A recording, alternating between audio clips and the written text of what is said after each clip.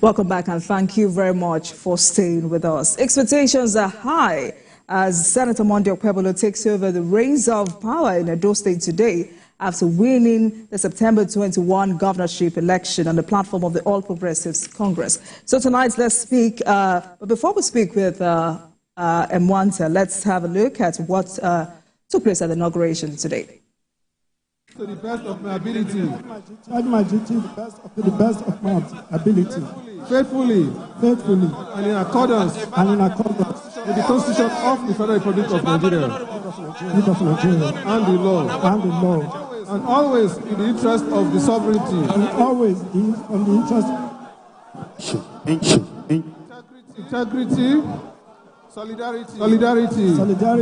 Well-being. And prosperity of the Federal Republic of Nigeria. Prosperity of the Federal Republic of Nigeria. That I will strive to preserve the fundamental objectives and the ethic principles of state policy. Contained in the Constitution of the Federal Republic of Nigeria. Contained in the Constitution of the Federal Republic of Nigeria. That I will exercise the authority. Vested in me as governor. So as not to impede or prejudice. So as not to impede on President. The authority lawfully vested. The authority lawfully invested. In the President of the Federal Republic of Nigeria. President of the Federal Republic of Nigeria. And so as not to endanger. So as not to endanger the continuance of the Federal Republic of Nigeria. The continuance of the Federal Republic of Nigeria. That I will not allow my personal interest. That I will not allow my personal interest. To influence my official conduct. To influence my official conduct. All my official decisions. All my official decisions. That I will. To the best of my ability. Protect and defend. The Constitution of the Federal Republic of Nigeria. That I will abide by the Code of Conduct. Contained in the 5th schedule. To the Constitution of the Federal Republic of Nigeria. To the Constitution of the Federal Republic of Nigeria. That in all circumstances, I will do right to all manner of people. According to law. Without fear or favor. Affection or ill will. That I will not directly or indirectly. Communicate or reveal to any person. Any matter. Which shall be brought under my consideration. Or shall become known to me. As Governor of Edo State. Except as may be required. For the due discharge. Of my duties as governor. And that I will devote myself. To the service and well-being. Of the people of Nigeria. So help me God. Newly sworn in Governor of Edo State there, Monday Okpebholo. So tonight, let's speak with Barrister Andrew Mwanta. He's an APC chieftain in Edo State, a lawyer, and a member Edo Transition Committee on what Edo people must expect from the new governor and his team. Barrister, thank you so much for joining us on Politics Tonight. Thank you.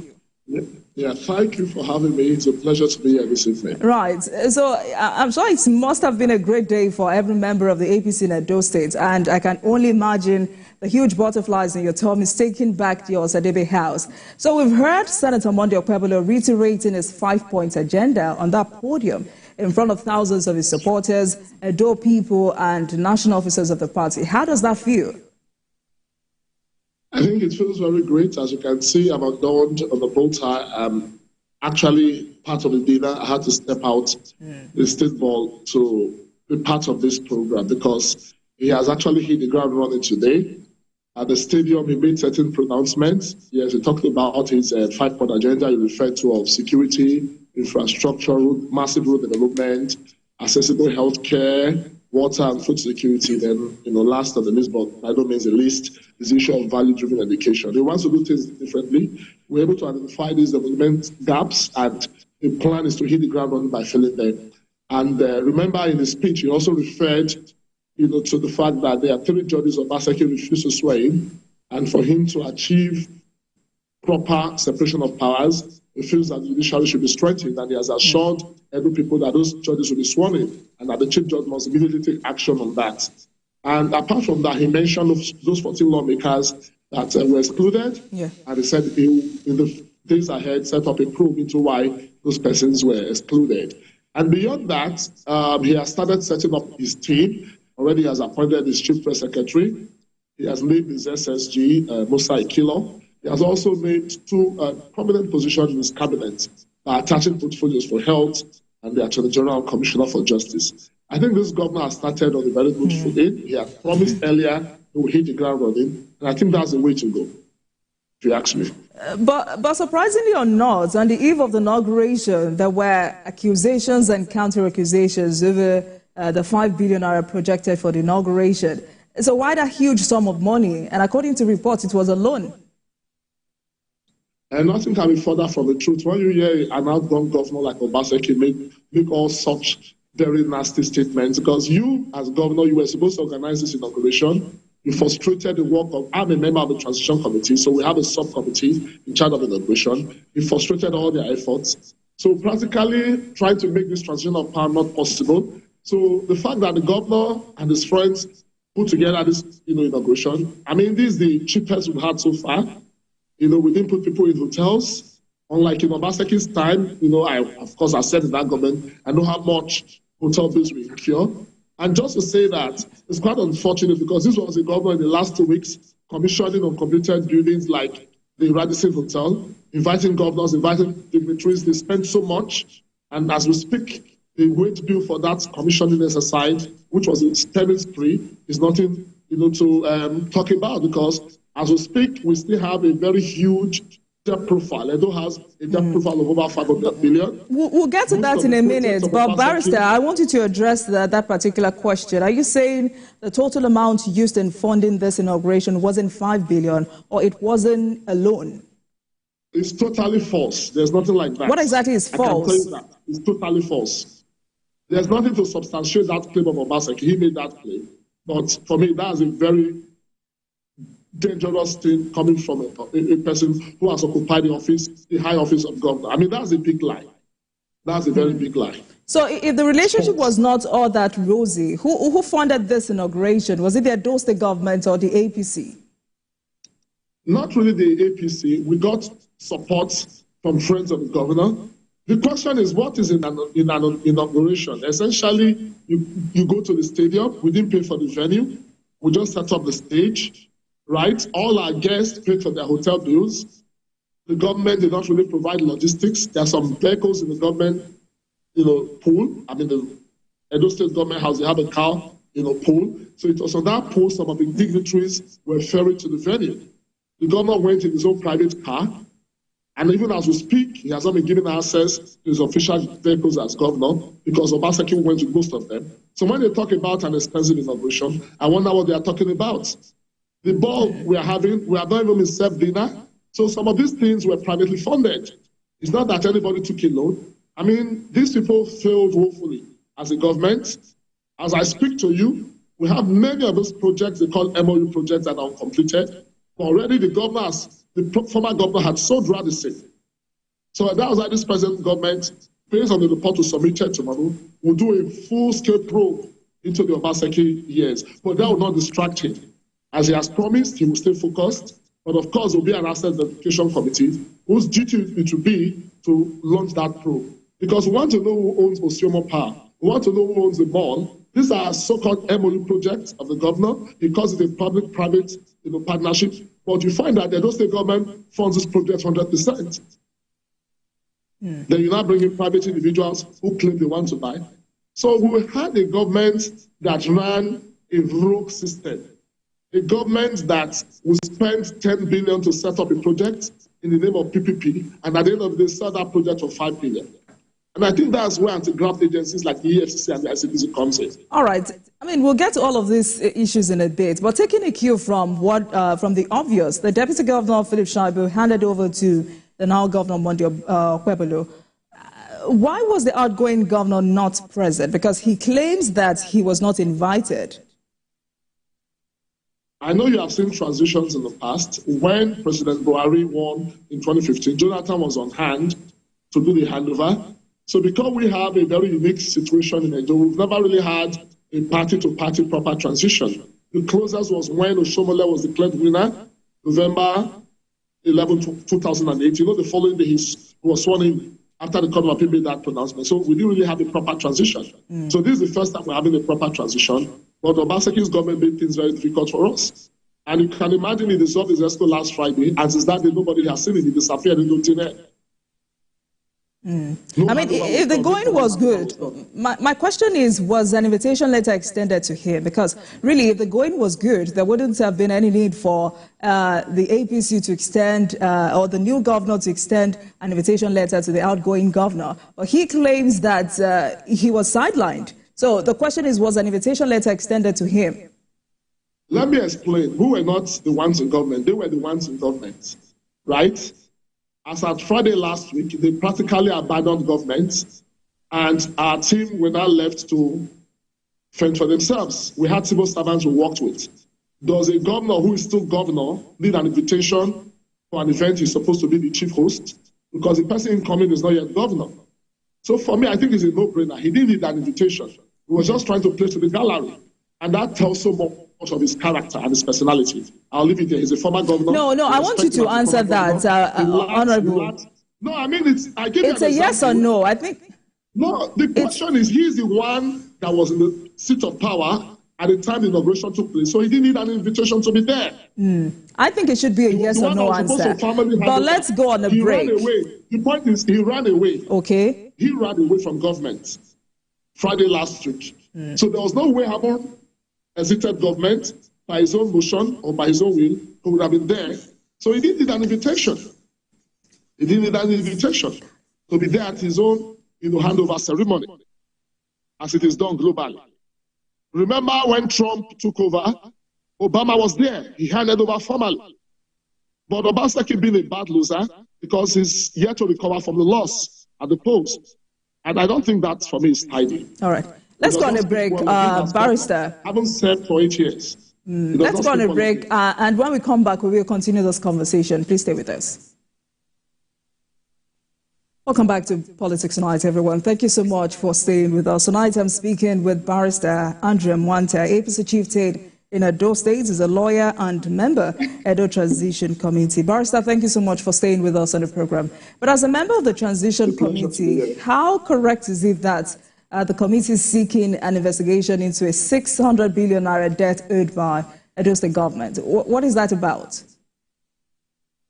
Yeah, thank you. When we did our inquiry, it was not really an inquiry. When we did our own interactions with those in government, we realized that they were a bit evasive on a couple of things. They refused to give us the annual appropriations, details of the annual appropriations, the loans the government has collected so far, details of it. And what they did was a summary that what they owe is just a little above 400 billion. And this was a government that, when they came in, they had a little above 50 billion as a debt inherited from the government of Adams Oshomole. And unfortunately, from the records, you discover that the debt profile of the state is almost grossing 600 billion, over 500 billion. So they were very evasive on that. I want you now look at certain state entities that they call the PPP arrangement, the Oshioma Power Plant, the Radisson Blue Hotel, the City Mall that we hear Obasanjo holds a very large stake, his company Afro Invest. So we had a case where a governor talks about the PPP, brings his private friends, they spend government funds to put up this, government entity, which should be a government enterprise, but at the end of the day, the claim is private. So we have too many of these shady things. We have a Museum of West African Art, largely owned by the governor's friends, but the Edo State government invested so much in building that museum. And unfortunately, this man started commissioning this uncompleted project. Radisson Hotel is not complete, he commissioned it. The museum is not complete, he commissioned it. And he spent good amount of taxpayers' money to do this commissioning, inviting governors, inviting his friends from Lagos, people from abroad, his commissioners. There was so much fun and fanfare. Did live coverage. You know how much it costs to do a live coverage. We are talking of over 20 million naira. So for me, those were jamborees he did. Instead of concentrating in the transition process, instead of giving vent to what we had requested for us to have a proper transition, man went on a commissioning spree. And for me, that was a voyage to nowhere, because at the end of the day, these are uncompleted projects that will still be the lot of this present administration to complete. Right. So a new sheriff is in town. So what should the people expect? I think the expectations are quite high. And I think the governor has taken his time to put together his 5-point agenda. Gradually, he's setting up his team. It will not be a one-man show. So when commissioners come in, I think they will all hit the ground running. Because already, as I said earlier, he has nominated the Commissioner for Justice. That's the nominee for the Office of Commissioner of Justice, former House of Reps member Samson Isage. Then Shumola is the Commissioner for Health, a very experienced medical doctor. And of course, he has appointed his SSG, who will be sworn in tomorrow. He has years in the National Assembly and a very good lawyer, Musa Ikilo. He has appointed a chief press secretary, who, of course, you can see more often now in the media.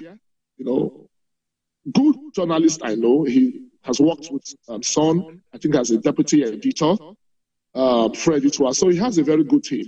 I mean, I expect in the days ahead, other announcements will be made. Senator Okpebholo has a track record of development. He has promised that he's going to fix roads.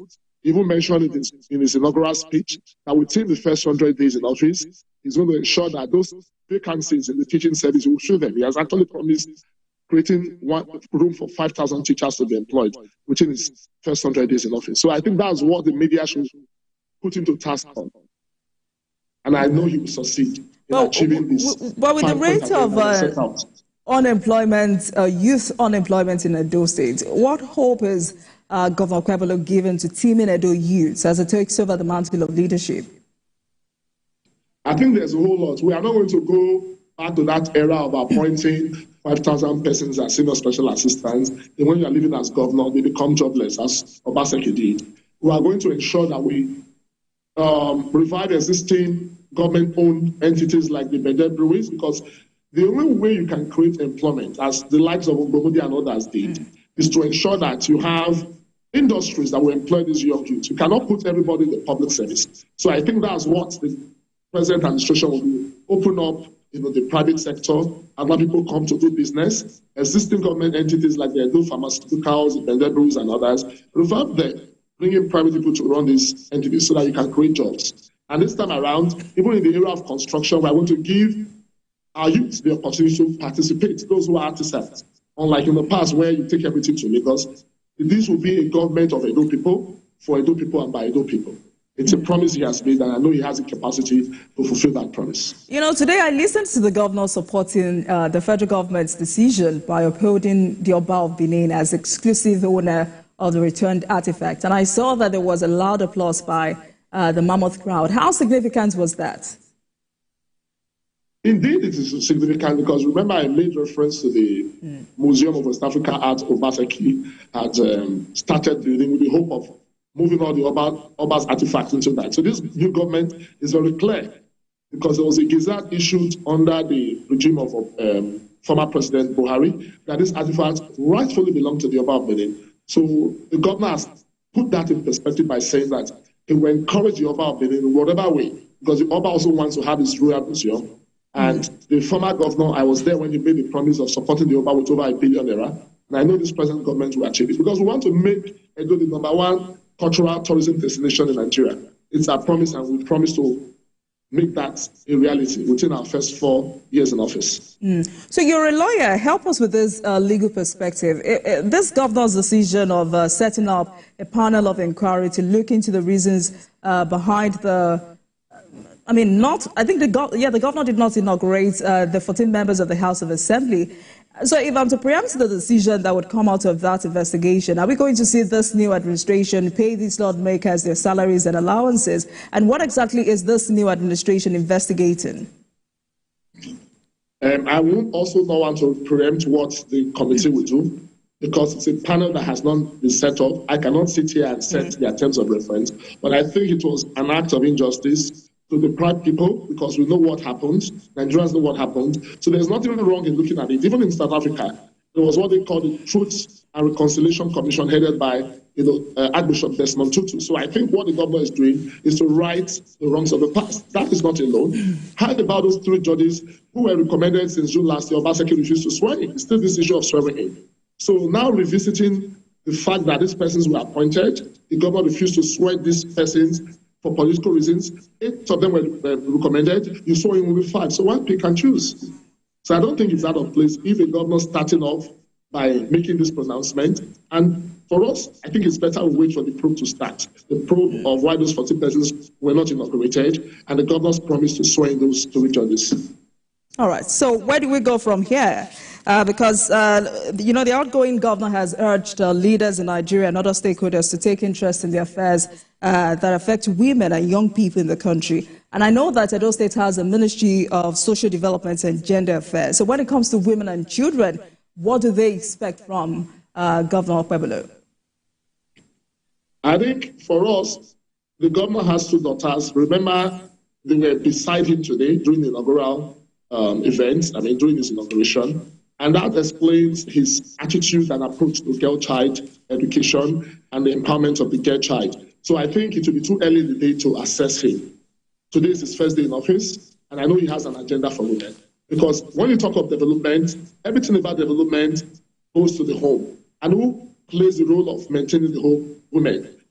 He's saying he wants to employ teachers.